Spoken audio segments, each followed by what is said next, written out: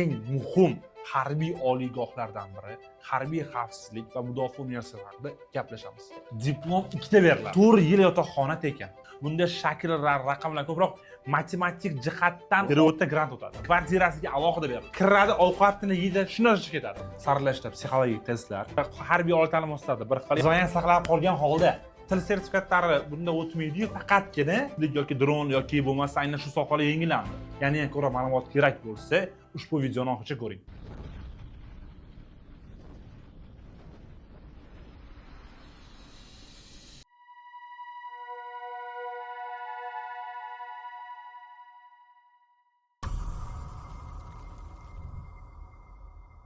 Bugungi videomiz mudofaa tizimlarida bo'lgan eng muhim harbiy oliygohlardan biri harbiy xavfsizlik va mudofaa universiteti haqida gaplashamiz. Ushbu universitet nafaqat kursantlarni, balki boshqaruv xodimlari yoki serjantlar, bundan tashqari o'z sohasini yetuk mutaxassisi bo'lgan chegara qo'shinlari xodimlari va yana bitta narsa, hozirgi kunda muhim bo'lgan kiber jinoyatchilikka qarshi kurasha oladigan kadrlar ham tayyorlab beradi. Ushbu universitet sizga nimalar beradi? Harbiy xavfsizlik va mudofaa universitetining qaysi institutga kirishi, qabul jarayonlari, o'qish tartibi, imtihon fanlari, hujjat topshirish jarayonlari, saralash bosqichlari, kimlar topshira oladi, necha yoshdan qabul qiladi yoki o'qish joylari qayerda, perevod masalalari bo'yicha eng dolzarb bo'lgan savollarga javob olasiz. Agar sizga mudofaa tizimlari bo'yicha harbiy oliygohlarning kirish talablari, o'qish jarayonlari, imtihonlari haqida yana ko'ra ma'lumot kerak bo'lsa, ushbu videoni oxirigacha ko'ring. Xo'p, Shohrubek aka, aynan bugungi mavzumizda harbiy xavfsizlik va mudofaa universitetlari haqida ko'plab savollar tuzib kelganmiz. Ushbu savollarni berib o'ramiz. Shohrubek aka, ushbu mavzumuz bo'yicha 10-15 eng muhim aktual o'quvchilarimizni ham ko'pchilikni og'riqli mavzularni tuzib kelganmiz. Ushbu savollarni berib o'rsak, o'zingizdan kelib chiqqan holatda oddiy sodda qilib javob bersangiz. Albatta, qo'ldan kelgancha, bilimimiz yetgancha, Xudo xohlab qilgancha javob beramiz. Zo'r. Xo'p, birinchi savolimiz harbiy xavfsizlik va mudofaa universitetining tashkil etilishidan asosiy o'zi maqsad nima bo'lgan? Xo'p, demak, ushbu universitet o'z tarkibiga harbiy aloqa instituti, quruqlik qo'shinlari instituti, harbiy tibbiyot akademiyasi va bundan tashqari harbiy aviatsiya institutini o'ziga mujassamlashtirgan, jamlashtirgan yagona barcha tizimlarda umumlashtirilgan universitet bo'ldi. Ya'ni oldin har bir institutda qabul jarayoni yoki tizimlar alohida edi. Endi bunda nima bo'ldi? O'qish tizimi bitta yagona interaktiv birlashtirildi va rahbar bitta bo'ldi. Endi bu mudofaa vaziri harbiy xavfsizlik va mudofaa universitetining rektori ham. Ko'pchilik aytayapti, ba'zi bir oliygohlar misol uchun biriktirgandan yopilib ketdi, boshqa bo'ldi deganlar. Yo'q. To'g'ri, nomlarida o'zgarishlar bo'ldi. Misol uchun, Chirchiq tank qo'shin qo'mondonligi quruqlik qo'shinlari institutiga aylantirildi. Qolgan institutlar nomi o'z holicha qoldirildi. Ya'ni qabul jarayonlari ham o'zgarishlar unaqa katta bo'lmadi. Fakultetda o'sha albatta birlashtirib qo'yildi. Albatta, bu yagona bitta tizimga qo'yildi. Ha, tushunarli. Xo'p, ikkinchi savolimiz, ushbu universitet avvalgi qurolli kuchlar akademiyasidan nimasi bilan farq qiladi? Farqli tomoni juda ham ko'p. Birinchisi, bunda diplom ikkita beriladi. Ya'ni birinchisi harbiy diplom, o'z mutaxassisligingiz bo'yicha. Ikkinchisi fuqarolik diplomi ham beriladi. Bunda ko'zlangan maqsad nima bo'ldi? Ya'ni agar misol pensiya yoshiga yetib, xodim pensiya chiqsa, endi o'zini ikkinchi diplomi bilan bemalol ishlay oladi. Bu birinchisi. Ikkinchisi, bundan tashqari 18 ta sohada davlat oliy ta'lim muassasalaridan perevod jarayonlari amalga oshiriladi endi. Ya'ni harbiy xavfsizlik va universiteti. Oldin 2-3 soha edi. Psixologiya, aloqa sohalari edi yoki tibbiyot sohalari edi. Endi 18 ta soha bo'yicha perevod qilishlari mumkin. Aynan ushbu oliygohga. Albatta. Zo'r, juda katta imkoniyat qo'shilibdi-ku. Albatta, bundan juda imkoniyat katta bo'ldi. Xo'p, uchinchi savolimiz, universitet tarkibiga qaysi harbiy institutlar kiradi? Bilamizki, qurolli kuchlar o'zining qat'iy intizomi, haybati bilan ajralib turadi. Endi bular qaysi darajaga saqlanib qoladi, qay darajada saqlanib qoladi? Xo'p, birinchi savolingizga, ya'ni bu harbiy xavfsizlik va universitet tarkibiga ketdik. Qarshi shahridagi harbiy aviatsiya instituti, Toshkent viloyat Zangir tumanidagi harbiy aloqa instituti, xo'p, Chirchiq shahridagi quruqlik qo'shinlari qo'mondonligi instituti va Toshkent shahridagi harbiy tibbiyot akademiyasi umumlashtirildi, ya'ni birlashtirildi. Shular ichiga kiradi. Endi o'qish tizimi, tartib, intizom, bu hamma narsa yuqori darajaga ko'tarildiki, lekin pasaymadi. Va yana bitta narsa, yangi tizim qo'yildi. Bu oldin faqatgina harbiy aloqa institutida dronlar tizimlar faqat shu institut o'zida edi. Endilikda hozir barcha institutlarda aynan kiber xavfsizlik va shu sohaga mutaxassislarni tayyorlaydigan yo'nalishlar ochildi. Hammasida. Quruqlik qo'shinlar qo'mondonligi instituti ham, harbiy xavfsizlik mudofaa universitetining o'zida ham, harbiy aviatsiya instituti ham xuddi shu tizimdan ochildi. Katta zo'r. Katta imkoniyat qo'shibdi yo'nalishlar bilan.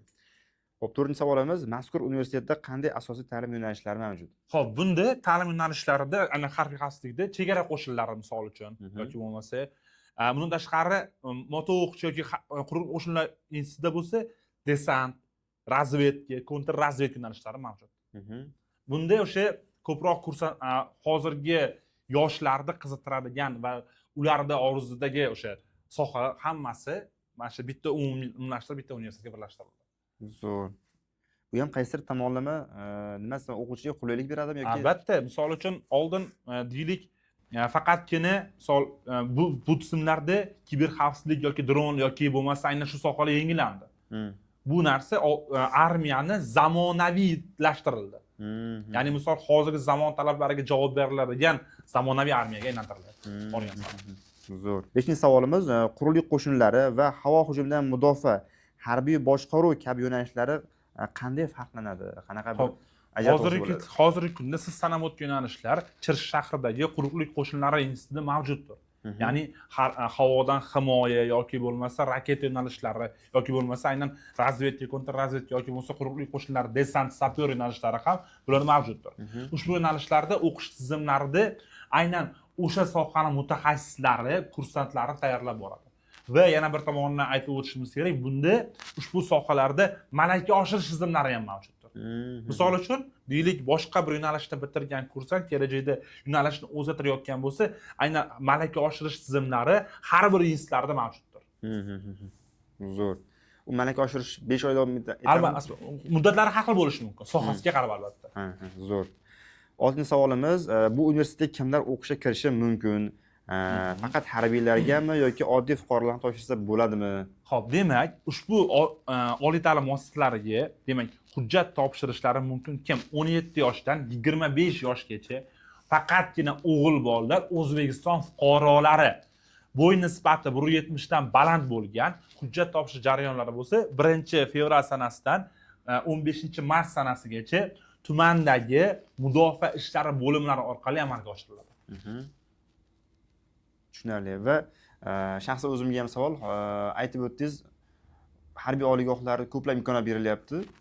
Bu oliygohlarni bitirib chiqqan talabalarga kirgan o'qish jarayonida qanaqa imtiyozlar, imkoniyatlar bor? Bitirgandan so'ng qanaqa imtiyozlar beriladi? Demak, farzandli bo'lgandan keyin yoki bir yashash jarayonida qanaqa imtiyozlar beriladi? Tushunarli. Demak, birinchisi, ushbu oliy ta'lim muassasalarida ketdik. 4 yillik o'qish, 4 yil yotoqxona tekin, formalar tekin, hammasi.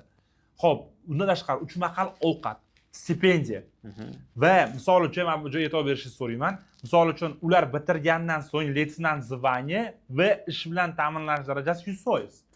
Endi u ish bilan ta'minlangandan keyin boshqa viloyatga borsa, misol uchun unga yashab turgan uyiga, misol uchun chastga yaqin bo'lsa, chastdan unga tekin joylar beriladi. Yoki bo'lmasa, o'zlarining o'sha soha joylarida kvartiralari ajratilgan. Ya'ni oilali bo'lsa, shaharga yaqinroq tizimlarga qo'yiladi. Misol uchun, farzandli bo'lgandan keyin farzandi o'qishga boshqa yerga borish uchun unga yengillik albatta qilinadi. Va chegara hududlariga borganda unga oylik nisbatida qo'shimcha oylik tashqari yana pullar beriladi. Uydan uzoqroqda bo'lganda albatta. Yo'q, undan tashqari misol yashash sharoitiga, kvartirasiga alohida beriladi. Oylikdan tashqari. Albatta. Zo'r-ku mana. Xo'p, farzandlarga qanaqa imtiyozlar beriladi ularga? Yo'q. Albatta. Misol birinchisi, farzandlari deylik, birinchi sinfga chiqishi kerak. Bizda qonunga ko'ra o'sha yashab turgan mikrorayondan olinadi, to'g'rimi? Agar harbiy boshqa joyda istiqomat qilayotgan bo'lsa, uni farzandi birinchilardan maktabga olinadi. O'sha hududga. Farqi yo'q. Ko'chirib berilishda ham boshqa narsa ham birinchi o'rinda qilib beriladi. Bu birinchisi. Ikkinchidan, harbiyni farzandi agar harbiy oliy ta'lim topshirayotgan bo'lsa, u o'sha yashab turgan hududi bo'yicha hujjat o'rganish kerak-ku. Unga imkoniyat qilib beriladiki, o'sha qayerda yashab turgan bo'lsa, o'shadan yordam beriladi unga. Misol uchun deylik, farzandi topshiryapti deylik xavfsizlik tashkilotlariga, qaysi o'qishga, to'g'rimi? U ishlab turgan hudud orqali topshiradi. Yashab turgan hudud orqali emas. Propiska hudud bo'yicha emas demoqchimanda. Qayerda ishlasa, o'shanga imkoniyatlar beriladi. Bundan tashqari mudofaa tizimlarida hozirgi kunda uylar berilishi juda ko'paydi. Ligotalar beriladi. Farzandiga o'qishga kirishda ligota beriladi. Qurolli kuchlar safida xizmat qilgan o'sha xodimlarga, farzandlariga beriladigan tavsiyanoma beriladi. Farzandlarga Albatta. Tibbiyot tomonlama qanaqa imtiyozlar beriladi? Ularda mana ularda go'z tillari alohida qilingan, ya'ni o'sha mudofaa tizimlarining go'z tillari har bir viloyatlarda mavjud. Agar xodim misol turli xil kasal bo'lib qolsa yoki oila a'zolari ularga aynan mudofaa go'z tillari orqali qariladi. Ularga tekin 100% oilasiga ham bepul. Albatta. Gap yo'q. O'ziga endi mutlaqo Albatta, shunaqa. Zo'r gap bo'lishi. Chunki o'zim temir yo'l sohasida o'qiganman. Temir yo'lda ham o'ziga va ota-onasiga ham oila a'zolariga albatta bir yilda bir marta, ikki marta dam olib kelishga imkoniyat beriladi. Xuddi shunaqa. Zo'r gap yo'q. Xo'p, endi aka ta'lim jarayonida nazariy va amaliy qanday uyg'unlashtirilgan aka? Xo'p. Mana shu narsa bo'yicha chirchiqqa borganimizda mana kursantlarni ta'lim jarayonlarini ko'rib hayron qolgan joyimiz, ularda nazariy va amaliy mashg'ulotlar uyg'unlashtirilgan. Ya'ni qanaqa? Misol uchun qurol darsxonalarida haqiqiy qurollar, tank sohalari bo'yicha o'rganilayotganda o'sha tank mashinalarini sxemalari to'la-to'kis qilib berilgan. Misol uchun havo hujumidan himoyalarga to'liq o'sha haqiqiy qurollar, lekin onlayn tizimda ishlaydigan qilib berilgan. Tasavvur qiling, haqiqiy qurol, hamma yo'q haqiqiy. Ya'ni amaliy nazariy uyg'unlashtirilgan va bundan tashqari ularga poligonga olib chiqiladi. Poligonlarga tez-tez borib turiladi, ya'ni qurol otish jarayonlarida real holatda endi albatta ko'rish kerak bemalol. Masalan, desantlarga o'z ko'zim bilan ko'rgan narsam aynan 3D tizimda qilingan parashyutlar hamma yo'q, o'sha real holatda faqat o'sha virtual olamda sakrash jarayonlarini amalga oshirishyapti. Ya'ni kursant 100% o'sha holatga tushiriladi va u tayyor o'rganiladi albatta. Hayoti xavfsiz holatda o'rganiladi. Qiynalmasliklar. Albatta. Zo'r. Qarang, o'sha harbiy sohalar tayyorgarlik, amaliy jarayonlar ham o'sha zamon talabiga mos albatta raqamlashtirilyapti. Hamma narsa. Zo'r. Esda bo'lsa, Temur Bey maktabiga ham qayergadir borgandik. U yerda ham o'q otish, albatta xuddi shu narsa. Faqat biz mana borganimizda, ko'rganimizda real holatda quroldagi o'sha mexanizmdan chiqayotgan faqat o'q yo'q. Addachalari hammasi beriladi. Bir xil holat. Albatta o'zim otib ko'rdim shu narsada, addacha hamma yo'llar bor. Faqat qurol o'shada chiqmaydi. Endi o'ziga yoki yaqinlariga albatta ishga yetib qolmasligini maqsad. Xuddi shu narsa. Zo'r gap yo'q. Xo'p, ushbu oliygohga kirish talablari, imtihon jarayonlari, kvotalari qay tartibda, qanaqa holatda? Demak, boshladik. Bu oliy ta'lim muassasalariga kvota har yili o'zgarib turadi. Ya'ni bir xil kvota emas. Hujjat topshirish jarayonlari o'sha tuman mudofaa ishlari bo'limi orqali amalga oshirilgandan so'ng hujjat yig'ilish jarayonlari bor, keyin tibbiy ko'rik va tibbiy ko'rikdan keyin saralash imtihonlari. Ya'ni saralashda psixologik testlar, suhbat jarayonlari, jismoniy tarbiya imtihonlari va oxiri testga kirishadi. Endi qaysi fanlarda o'qish juda ham tavsiya etiladi? Bu oliy ta'lim muassasalarining barchasida umumta'lim fanlari bir xil qilingan. Ya'ni asosiy fanlar matematika, fizika, majburiy fanlarda matematika, ona tili, o'zbekiston tarixi. Qanaqadir til sertifikatlari, milliy sertifikatlar bo'lsa, qanaqa imtiyoz beradi bularga? Demak, til sertifikatlari bunda o'tmaydi-yu, faqatgina o'sha milliy sertifikat matematika, fizika fanlaridan yoki tarix fanlaridan hammasi o'tadi. Ya'ni bola kursda, masalan, nomzod muddatdan oldin imtihonlar talabi bo'lishi mumkin. Qanaqa holatda? Xo'p, matematika, fizikada milliy sertifikat oladi A darajada. Tarix bilan ona tilini yopadi C darajada. Misol uchun C++ bo'ldi. 189 ball naqd. O'sha o'qishga kirdi. Imtihonlarsiz, imtihon topshirmaydi, to'g'ridan-to'g'ri. Saralashdan o'tishi bilan bo'ldi. Qanaqa anaqa psixologik test, jismoniy mashqlar qanaqa bo'ladi? O'shani o'tish. Jismoniy mashqlar umumlashtirilgan holatda harbiy oliy ta'lim muassasasida bir xil, ya'ni 3 kilometr cross, 100 metr yugurish va turnik 12 ta. Endi psixologik testlari bunda sal farqliroq. Bunda shakllar, raqamlar ko'proq matematik jihatdan olingan psixologik testlar bilan ijozlangan. Ya'ni bunda chunki asosiy fanlar matematika, fizika, bolani o'sha raqamlashtirilgan ko'proq IQ testlar bo'ladi. Misol uchun deylik, matematik jihatdan mantiqiy savollar ham mavjud. Xo'p, navbatdagi savolimiz kursantlarning kundalik harbiy hayoti qanday tashkil etilgan, qanaqa holatda bo'ladi? Qisqacha tushuntirib. Xo'p, demak, mana birinchisi ertalab soat 9:00 dan soat 1:00 gacha darslar bo'ladi. 8:30 to'g'rirog'i. Xo'p. keyin obeddan keyin ularda o'zlarini spes fanlari bo'yicha qo'shimcha darslari, undan keyin o'sha ujin mahaligacha, ujindan keyin ularda erkin vaqt bor. O'shaning ichida sport to'garaklari ham mavjud. Sport kirsa Ya'ni bo'ladi. kuni mana umuman bo'sh qoldirilmaganda. Hammasi rejalashtirilganda. 10 da adboy, 6 da podyom. Qolgan vaqtni to'la to'kis har bittasi rejalashtirilgan. Zo'r. Uni bo'sh vaqti yo'qsanda. O'sha bo'sh vaqtda ham fanlardan o'sha kitoblari, adabiyotlar, qo'shimcha adabiyotlar beriladi, o'qisa bo'ladi. Zo'r, gap yo'q. Qanaqadir shug'ullanish uchun o'zi albatta sport, trenajyorlar juda ham eng og'irlari. Xohlagan ish. Albatta. Zo'r, gap yo'q. Xo'p, navbatdagi savolimiz universitetda zamonaviy texnologiyalar va harbiy simulyatsiyalar qay darajada qo'llanilishi, joriy qilinishi boshlangan? Xo'p, mana shu narsada, mana bitta narsa Harbiy xavfsizlik mudofaa universitetida ham, aynan quruqlik qo'shinlar institutida ham ushbu narsani ko'zim bilan ko'rgan narsam, hamma narsa raqamlashtirilibdi. Ya'ni stimulyatsiya o'sha jarayonda, masalan, o'zim hatto mashinalarni haydab ko'rdim kamazlarimni. O'sha ощущение, skor hamma narsa qilib berilgan. Ya'ni o'sha kursant vizual, nafaqat vizual, balki o'sha holatni raqamlashtirib, ya'ni o'sha poligonga yoki amaliy mashqlarga o'tishdan oldin kursant to'la to'kis tayyor bo'lyapti. Va keyin amaliy mashg'ulotga o'tilyapti. Zo'r. Bu ham qaysi ma'noda ta'lim sifatini albatta yuqoriga olib chiqib beradi. Zo'r. Xo'p, keyingi savolimiz bitiruvchilar asosan qaysi qo'shin turlari yoki tizimlarda xizmat faoliyati olib borishi mumkin, qanday ish bilan ta'minlanadi, tartibi qanaqa bo'ladi? Xo'p, birinchi masala, ya'ni bitirgandan so'ng o'zini mutaxassisligi bo'yicha joylashtiriladi o'sha sohalarga. Endi misol uchun mudofaa tizimlari bo'yicha albatta ishlashadi, lekini bor. Harbiy xavfsizlik mudofaa universitetini bitirayotgan kursantlarda har yili ish bozori bo'lar ekan. Va ish bozorida davlat xavfsizligidan, prezident xavfsizligidan, kiber xavfsizligidan, prokuratura organlaridan hatto kelib ularni ishga olishar ekan. Ya'ni nafaqat mudofaa tizimlarida, balki boshqa tizimlarda ham ishlashlari mumkin. Bu narsani o'z ko'zimiz bilan ko'rdik. Endi lavozim masalasi qanaqa bo'ladi? Bitirgan o'sha leytenant zvanyada o'sha sohaga ishga o'tar ekan. Zvanya saqlab qolgan holda. O gap. Yo'nalish bemalol o'zgartirsa bo'ladi. Albatta. Faqat o'shanda ham qanaqa kursantda bilimi, salohiyati imtihonidan o'ta olishiga qarab. Tushunarli. Endi yana ham ajoyib savolimiz kelgan ekan.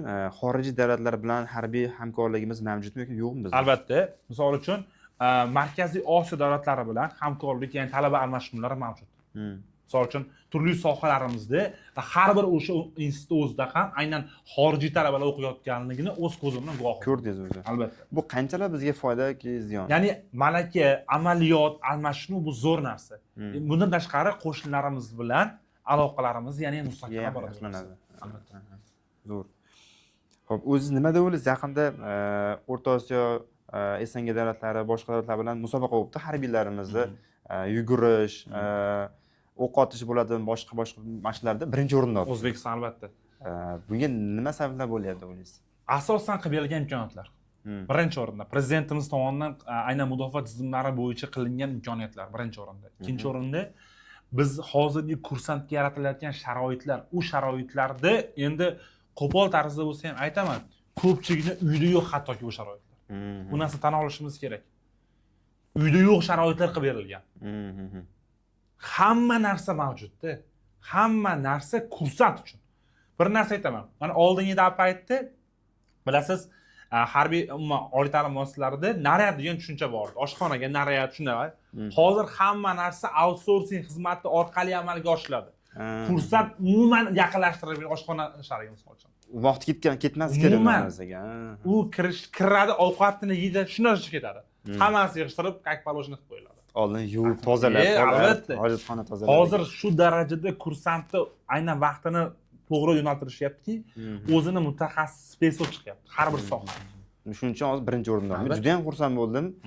Faxrlandim. O'zbekiston albatta, SNG davlatlari degan dunyo bo'yicha rivojlangan davlatlarda harbiylarni oldida ham biznikilar yutib chiqibdi. Albatta. Zo'r gap yo'ldim.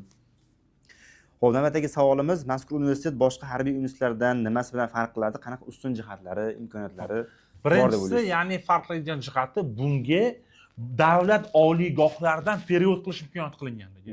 Birinchisi. Ikkinchisi, o'qish tartibida misol uchun qarang, davlat oliygohida kontrakt bo'lsa, perevodda grant o'tadi. Ana. Bir Nechinchi kursdan o'tsa bo'ladi va qaysi oliygohda? Ikkinchi kursda bitirganlar, 3-4 o'qiydi bu yoqda. Tasavvur qiling. Endi leytenant zoya bitiradi. Ana. Yuqori darajali maosh ta'minlanadi. Mana eng katta farqlardan biri. 100% garan yer bitish, yotoqxona hammasi bor. Hamma narsa ekan. Diplomni olib qayerga borsam degan tushuncha yo'q-da. Ish bilan ta'minlanadi. Sir bo'lmasa qaysi oliygohda o'qiyotgan o'quvchilar o'tmoqchi bo'lsa, shunaqa insonlar ham bor-ku, misol. Albatta, misol uchun birinchisi deylik IT sohalaridagi o'qiyotganlar yoki masalan kiber xavfsizlik sohasida o'qiyotganlar. Misol uchun tatu bo'yicha, tatu institutida, aynan shu sohaga yaqinroq sohada o'qiyotganlar perevod qilishlari mumkin. Tushunarli. Va oxirgi savollarimizdan bittasi, kelajakda harbiy sohada faoliyat yuritmoqchi, o'qimoqchi, ishlamoqchi, o'zini karyerasini qurmoqchi bo'lgan yoshlar hozirdan nimalarga tayyorgarlik ko'rish kerak, qaysi fanlarni o'qishni tavsiya berasiz? Necha yoshdan? Bunga misol uchun bemalol 10-sinfdan boshlab tayyorgarlik ko'rish mumkin. Endi yana bir tomoni bor-da. Timur Beklar maktabi. Ya'ni chunki Timur Beklar maktabini chunki mudofaa tizimini o'zini Qarag'anda shahrida bor. Buni bitirgan bolalar yuqori ball bilan kirishadi. 190-200 dan oshiradi. Endi maktab o'quvchilariga 10-sinfdan boshlab, ana 10-sinfda o'zida matematika va ikkita majburiy blok sertifikatni yo'q bo'lsa, bu yoqda fizika fanini o'zini tayyorgarligi 11-sinf mobaynida bemalol o'qishga kiradi. Xo'p, oxirgi savolimiz harbiy xavfsizlik va mudofaa universitetlariga hamma ham kira olmaydi, bilamiz. Va shu kirish ehtimolini oshirish va yana ham bir misol uchun o'quvchini ham ma'na, ham bilim, ham jismonan tomonlama, har tomonlama rivojlantirib o'qib tayyorlash uchun bilamiz sizda Costume Study va Costume School onlayn, offlayn holatda tayyorlov, yotoqxona rejimida tayyorlash maktablari ochgan xususiy maktab. Qanaqa sharoitlar, imkoniyatlar qilib berildi? Bu narsani alohida bir video qilib chiqarmoqchi edim, mayli, xo'p aytib o'taman, bir yangilik qildik. Qosim sud kazarma maktabida bu yildan boshlab, ya'ni 2026-yildan boshlab biz ajoyib tizim qildik. Ya'ni bu tizim kelgan bolani oliy ta'lim muassasalari yo'nalishlari tizimida Qosim sud kazarma maktabi yo'nalishlar qilindi. Misol uchun davlat xavfsizlik akademiyasi ochmoqchi bo'lgan bolalar, ular alohida o'qitiladi, sinfda alohida. Ichki ishlar tizimi alohida, mudofaa tizimlari alohida, bojxona, jamoat xavfsizlik tizimlari alohida tizim qilindi. Fanlariga ham bergan bilimlari ham albatta shunga yo'naltirilgan. Albatta. Tizimlarda alohida qilib chiqdik. Ya'ni kelgan bolani biz o'sha sohasiga qarab sinfga kiritamiz endi. Bola faqat o'sha spes fanlar, mutaxassislik fanlari bo'yicha o'shanga va psixologiya saralash hammasi ularda hujjat jarayoni alohida-ku. Unga alohida mutaxassislar biriktirildi. Ya mutaxassislar ham bitta narsa aytib o'tdik, bu narsani endi bemalol ayta olamiz. Biz Qosim School Kazana maktabida aynan shu soha va shu oliy ta'limda, ya'ni harbiy oliy ta'lim bitirganlarni ishga jalb qilyapmiz. Misol uchun ichki ishlar tizimlari akademiya bitirganlar, mudofaa tizimlarida, DX akademiyasi bitirgan xodimlarni aynan DX yo'nalishi bo'yicha shu xodimlarni olyapmiz. Ular bolalarga hamma tushunchani beradi. Va o'sha saralash, hujjat yig'ish jarayonlarida ham amaliy yordam berib turamiz. Tashlab qo'ymaymiz, o'qiding, o'rganding. Endi o'shani mutaxassislar o'zlariga tarbiya beradi. Va hujjat topshirish, hamma narsasini o'sha mutaxassisning nazorati ostida bo'ladi. Misol uchun ichki ishlar tizimlari bo'yicha bo'lsak, akademiyani bitirgan, kerak bo'lsa akademiyada dars berayotgan ustozlarni ishga jalb qilyapmiz. Zo'r. Tibbiy ko'rik muammo masalalar qanaqa bo'lyapti? Unda xuddi o'sha narsa. Mudofaa tizimlari bo'limi orqali tibbiy ko'rik muddatidan 1 yil oldin amalga oshiriladi. 1 yil oldin biz bolani bemalol Xudo xolasa davolab tayyor qilib bo'lamiz. Faqat shu kazarma maktabda o'ziga yaxshi qarab, albatta o'sha harbiy mashqlarga yursa bo'ldi. Zo'r gap bo'lishi mumkin emas. Va oxirgi gapimiz, vohadan, viloyatdan farzandini o'qitmoqchi bo'lgan ota-onalar qanday aloqa chiqsa bo'ladi va yotoqxona rejimlari bormi, yo'qmi? Shular bo'yicha. Demak, ota-onalarimizga viloyatdan bemalol ushbu raqamga qo'ng'iroq qilishlari mumkin. Bizda yana bir bor aytaman, shu narsani maktabini ko'chirilgan holatda attestat shahodatnoma o'zimiz beriladi. Yotoqxona bilan ta'minlanadi. 4 mahal issiq ovqat bilan ta'minlanadi va eng muhimi darslar o'sha topshirayotgan oliygohlariga nima fanlar kerak bo'lsa mutaxassislar tomonidan saralashdan tortib barcha imtihonlarga tayyorlab boriladi. Zo'r gap bo'lishi mumkin emas. Bo'lmasa-ki, pastda raqamlaringizni qoldirib qo'ysangiz, albatta shu raqamga qo'ng'iroq qilishlari mumkin. Zo'r gap yo'q. Oxirgi tavsiyangiz nima aka ota-onalarga, o'quvchilarga? Bu tavsiyani o'zimga ham berilgandi. Hech qachon mana bitta narsa. Bizda shunaqa tushuncha borda, eplayman, xudo xolasa qo'limdan keladi. Mana shu narsani o'zingizga doim shior qo'ying. Taslim bo'lmang. Chunki taslim bo'lish haqqingiz ham yo'q-da. Erkak kishimizda biz. Erkak kishini charchadim yoki yengildim, taslim bo'ldim, bunda bo'ldi, kechdim degan so'zga aytish haqqi yo'q. Biz erkakmiz, mas'uliyatimiz yelkamizda, oxirigacha borishimiz shart. Oilani mas'uliyati, Albatta. ota-onani Mas'uliyati farzandlarni va yurtimizni himoyasi. bizni Zo'r bo'ynimizda. gap-ku. Rahmat kattakon aka, Salomat salomat bo'lasiz, bergan tashkil ma'lumotlaringiz uchun. Joningiz sog' bo'lsin. Rahmat.